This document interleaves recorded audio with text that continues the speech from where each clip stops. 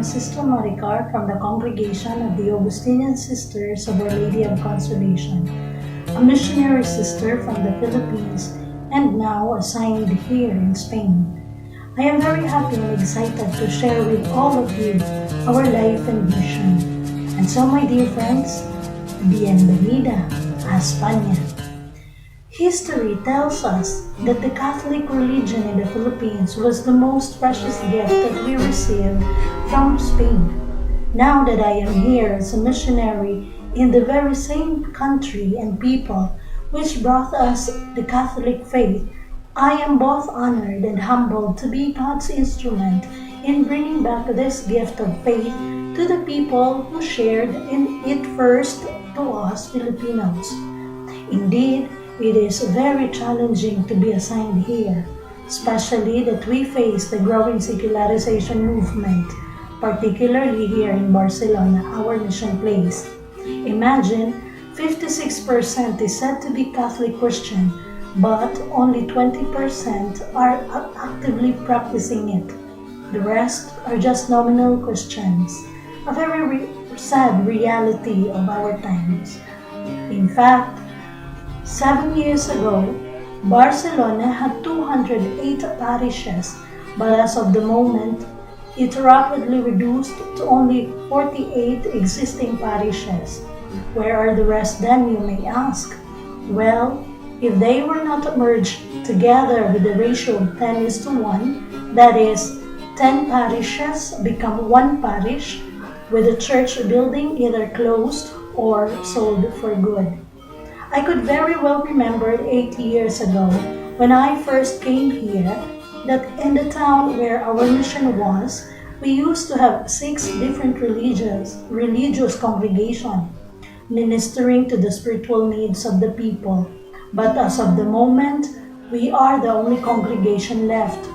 Here in Barcelona, we are 2 sisters in the community.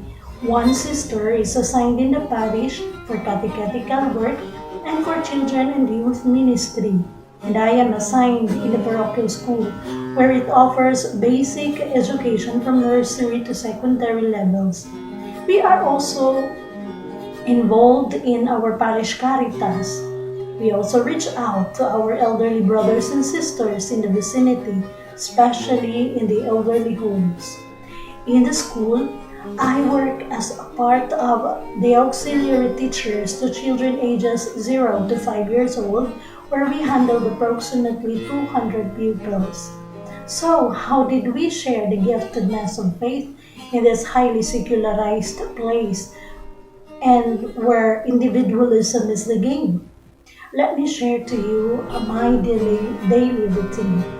Oftentimes, when I arrived in school, there will always be this group of children or 2 running towards me to welcome while saying to me excitedly, "Vamos, Sor, vamos." These kids would usually lead me to the big mother and child painting on the wall of the school playground and would tirelessly ask me to tell them again and again the nativity story, even if it's not Christmas. They would like to hear stories about this little child Jesus who liked them playing with the angel. I could really feel the sincere thirst to know and experience God in their young hearts. Without knowing them, their stories, one will think that they are just normal kids, but no, they are not. They are the one who witnessed and experienced abuses and indifferences in their own homes, in their own families. Yes, they are the helpless victims of the secularized nation, the product of the secularized world. Better yet, they are also the hope of the future. And it is my prayer that somehow in them faith in God remains. On the way back home in the afternoon, I purposely try to spend a little while to sit down with the grannies at the park and to listen patiently to their never-ending life story. I feel it so fruitful and meaningful, for at the end of the conversation, they would usually say, "Hermana, voy a misa," or "Hermana, escuche la misa."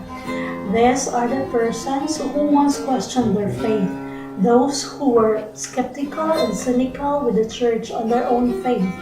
In one way or another, they had been wounded, and for quite some time, they refused to enter the church. But now, in their old age, they are our daily church goers.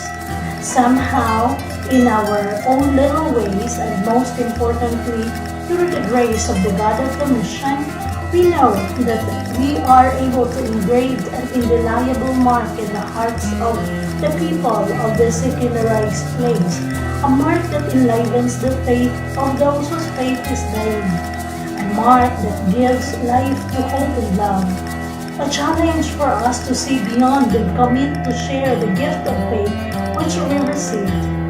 This is our mission. This is our faith. Maraming salamat po.